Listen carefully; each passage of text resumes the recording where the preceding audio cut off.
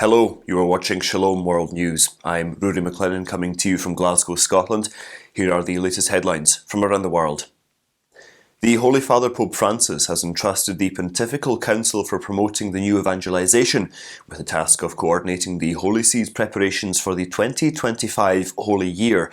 Recently, the President of the Pontifical Council, Archbishop Rino Fisichella, held meetings with the superiors of the Secretariat of State, the Administration of the Patrimony of the Apostolic See, and the Secretariat for the Economy to discuss the Holy Year preparations. In the Catholic tradition, a Holy Year or Jubilee is a religious event that marks a year of forgiveness of sins and a time to receive the sacrament of reconciliation. The themes that receive special consideration during that period include solidarity, hope, justice, and commitment to serve the Lord.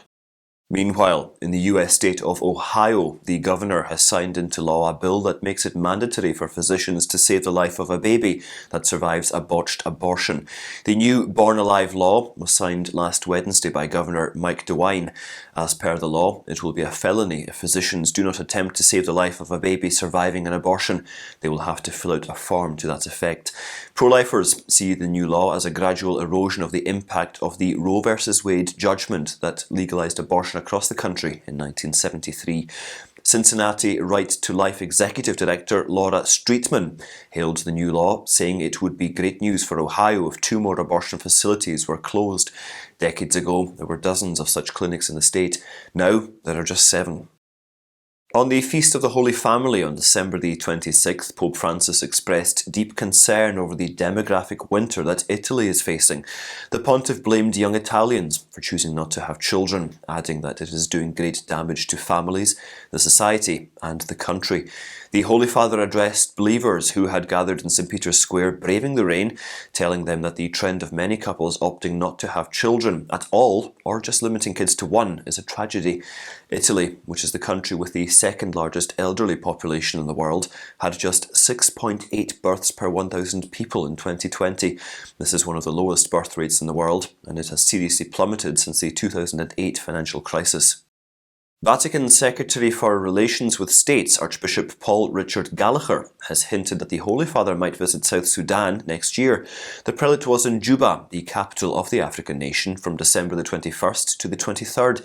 During his visit, he held talks with political and religious leaders. The trip to South Sudan was coordinated with Lambeth Palace, the residence of the Anglican Archbishop of Canterbury. On December the 22nd, the Vatican and Lambeth Palace delegation was received by President Salva Kiir Mayardit at his residence. During the meeting, the possibility of a papal visit, along with the Archbishop of Canterbury and the moderator of the Presbyterian Church of Scotland, was discussed.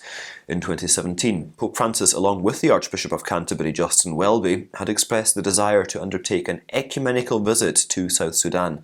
This was warmly supported by the Anglican, Presbyterian and Catholic prelates of the nation, as they believe it could foster peace and reconciliation in the crisis-hit country. At least 5 people were killed in a suicide bomb attack in the Democratic Republic of Congo on Christmas Day. As many as 13 people were also injured in the attack that took place at a restaurant in the town of Beni. Mayor Narcisse Muteba warned that more attacks could take place at popular venues. The mayor blamed the attack on rebels with links to international extremist outfits. Earlier this year, there was an explosion in a Catholic church that wounded 2 people. In June, the Islamist outfit Islamic State claimed responsibility for a suicide blast near a bar in Beni in which no one was hurt. Justice has been served to a Christian family in Pakistan whose underage daughter was abducted, converted to Islam and forced to marry the abductor. The Provincial High Court of Sindh has ruled that the abducted minor girl Arzu Raja has to be returned to her parents. Following the December the 22nd verdict, the 14-year-old was brought home. Her case received much media coverage in October of last year. As the lawsuit went on, Arzu was lodged in a government institute of Panagar, where she was asked to reflect on her choices of life. Arzu was abducted when she was 13 by 44-year-old Azhar Ali, a Muslim. When the judge asked her about her conversion, she said it was out of her own free will. Her parents promised the court they will not pressure her on the issue of conversion to Islam. Abduction of underage girls from minority communities, their conversion to Islam, and forced marriage to men often twice their age are on the rise in Pakistan, inviting criticism from rights organisations and activists. A historic Catholic church in southern India was vandalized on December the 22nd.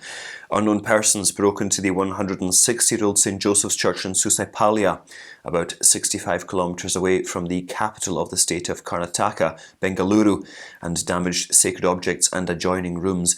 Police have started a probe after a complaint was lodged by Vicar Father Joseph Anthony Daniel. The state has been witnessing a series of orchestrated attacks against Christians. Recently, the controversial Protection of the Right to Freedom of Religion Bill that aims to curb forced conversions was introduced in the State Assembly. Rights groups and the Church say that the new bill is aimed at targeting the Church and missionaries. There were public protests against the bill across the state, with the participation of Archbishop Peter Mikado of Bengaluru. In the South Indian state, 84% of its 61 million people are Hindus, 13% are Muslims, and just 2% are Christian. A prominent Nigerian Catholic bishop has slammed the president of the country for being oblivious to the sacredness of life and remaining a mute spectator to the series of killings of innocent people. In his Christmas message, Bishop Matthew Hassan Kuka of the Diocese of Sokoto in the north has warned fellow Catholics that the region could turn into a killing field. The bishop said that the north is now under the grip of evil, as unprecedented cruelty has been inflicted on innocent people, on their farms, in markets and on highways. The bishop urged President Muhammadu Buhari to speak up over the issue. In his own words, the bishop asked, "Does the president not owe us an explanation and answers as to when the abductions, kidnappings, brutality, senseless and endless massacres of our citizens will end?" And those are your latest headlines. Do join us again tomorrow. In the meantime, you can visit swnews.org for more updates. Shalom.